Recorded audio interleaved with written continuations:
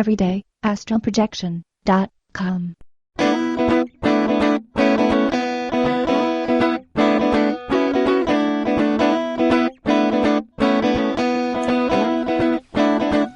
Hi guys, today the first thing I'm going to do is give you the best 3 techniques that I've learned so far to be able to project all the time. These are the things that work for me just about every single time. I've been experiencing projection now for about 4 years, and these things are my best 3 techniques, and I'm just going to give them to you straight off the bat.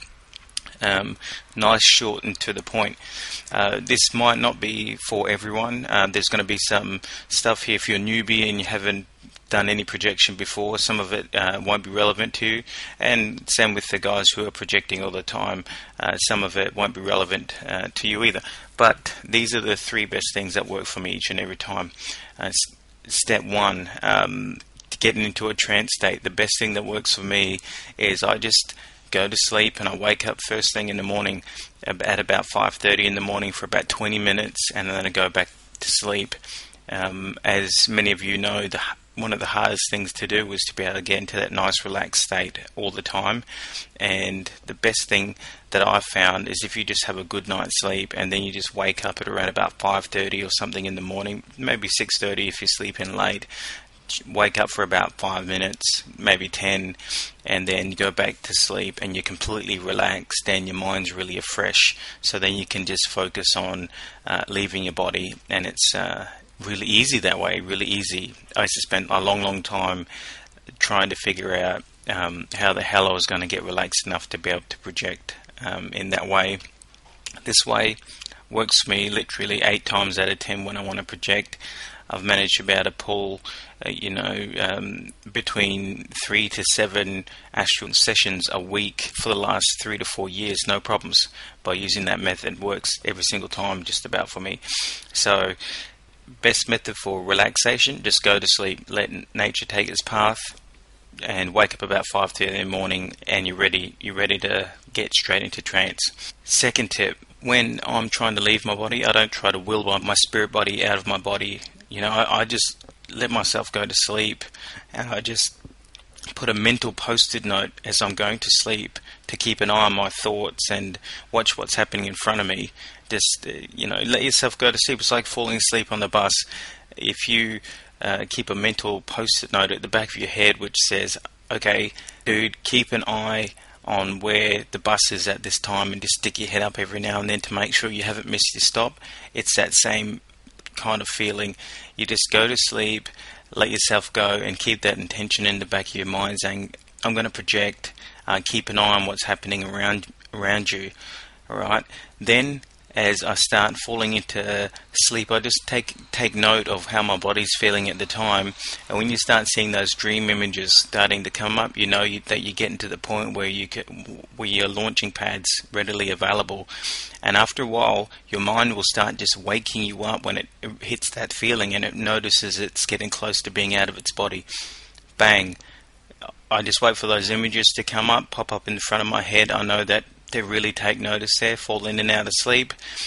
And then once I see those images become stronger than my connection to the physical, I just go with those images and let go completely. Technical word for it is phasing or some stuff like that. Whatever you want to call it, works for me easy, and I skip that traditional exit altogether, and there's no huge electricity or fuzzy tingling for me. I just have a nice clean shift directly across.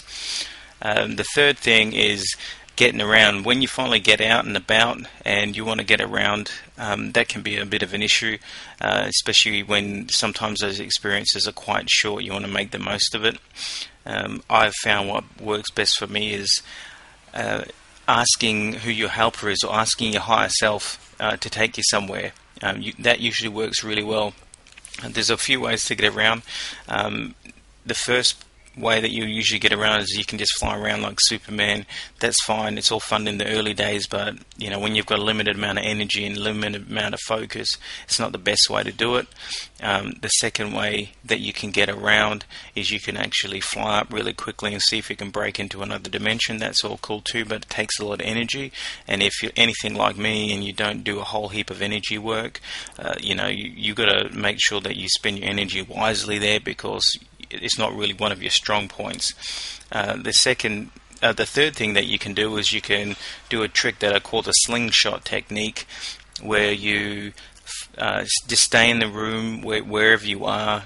You don't have to travel too far away from your body. I might start off in my room or wherever you are, wherever you manage to phase to, and then you think of a place that you want to go. Focus really hard on it, but don't let go of where you're standing, and then you let the energy charge up like a big battery, and then let go at about 10 seconds later, and then boom, you find that you just slingshot there at about 1,000,000 miles an hour, and you watch the whatever you want to call it, the reality around you or the environment around you just swirls into 1,000,000 colors, and the next minute you're standing where you wanted to be, however far that is. So it's a really cool trick to do, one of the best ways to get around.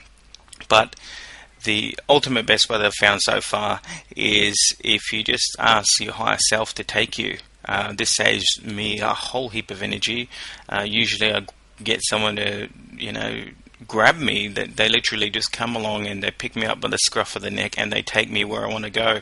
The other thing, if I want to meet someone in particular, I might actually just get them to come to me instead. This saves me energy and it saves me focus, and it saves me a whole heap of time, because sometimes when I've had to travel very long distances astrally and I've only got a very limited amount of energy, a limited amount of focus to deal with, I can't spend 2 minutes traveling through all these different dimensional shifts. It's really difficult to maintain focus.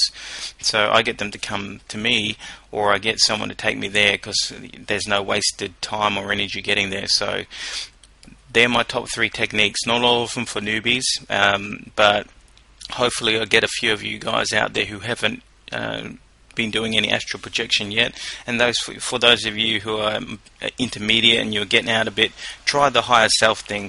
Ask if you can be taken somewhere or have people brought to you, and you'll find you have some really wicked experiences. And so my 3 top tips: 1, instead of trying to learn to trance state in the early days the old-fashioned way, which is through meditation and all that jazz, just go to sleep. Wake up about 5:30 in the morning, body's really relaxed, mind's really fresh, and practice then. 2, practice phasing, and that really works well with that step 1 method. For me, it works really dandy, so just do that. And number 4, for you guys who are already out and about doing it, try the higher self trick, or I usually ask who's with me at this point in time, and then get them to take me somewhere. Those 3 tips are the things that help me each and every time, and I use them every single time I project, and the only things that I remember. So it works good for me. I don't do any energy work, I hardly do any meditation, and I'm a busy dude, so I try to work with what I have. Look, you want to spend some time learn how to meditate and do all this stuff consciously, that's all good. There's a proper way you should do it. But if you just want to get some quick results, those are the 3 things that work for me each time, from my experience. So I hope you get some good stuff out of this, guys. Cheers. Bye.